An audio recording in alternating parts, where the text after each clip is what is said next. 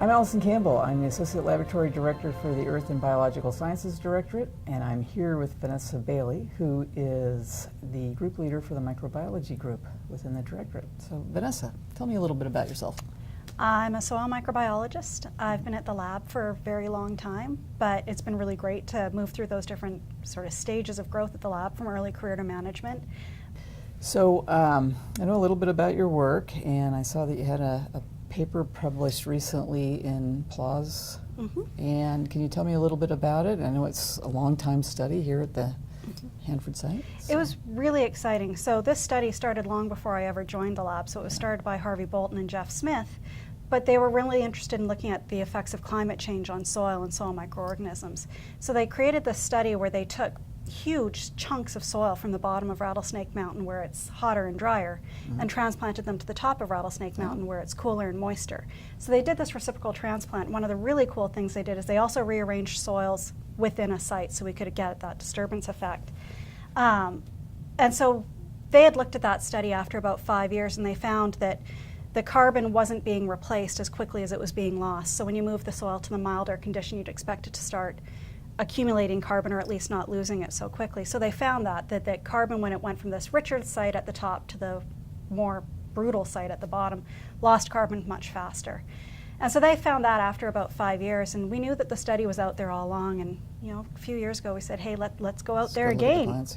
And so we went and we took those soils, we took samples of them, brought them back into the lab, and probably the coolest thing we found, there were 3 features. One was that the soil from that lower location that was hotter and drier that moved up to the top actually lost its ability or its response of the respiration that it does, just breathing CO2 off. It didn't adjust that rate with temperature anymore. So that was really bizarre. You don't expect to see that in a biological function. The other thing that was really interesting is that the structure of the microbial community didn't change, the bacterial community. It stayed the same as the original pre-transplant location, even after 17 years in a new location. So the function started to change. We could measure that in the enzymes. So when you say structure, you're talking to a chemist, and I think molecular structure. Are you talking about the spatial structure or the population, the types of molecules? The members. So population A, B, and C that might be there are the same. So the analogy I often use is the phone book.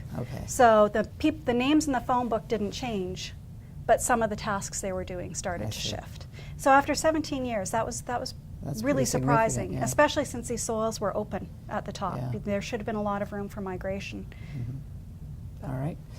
So you're helping us think about new areas and new strategic areas for growth, and one of those is looking at terrestrial-aquatic interfaces, or ecosystems, as I like to talk to them, sort of water, land, if you will. So can you tell us about your thoughts there, and you're thinking about a new initiative around, you call them pores to shores, and why is that important? So I think it's a really important area to think about because, for one thing, first off, nobody really studies that as an ecosystem. So we either study the land compartment or we study the water.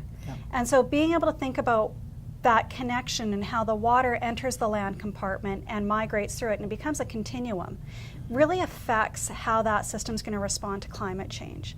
And given that water is one of those really sensitive parts of our Earth system with respect to drought or storm surges, all kinds of disturbances to how we experience moisture in the soil, I think it's really important to understand then what's going to happen to this buffer system. And I think you can think about this as a coastal problem, but you can also think of it in terms of inland waters as well.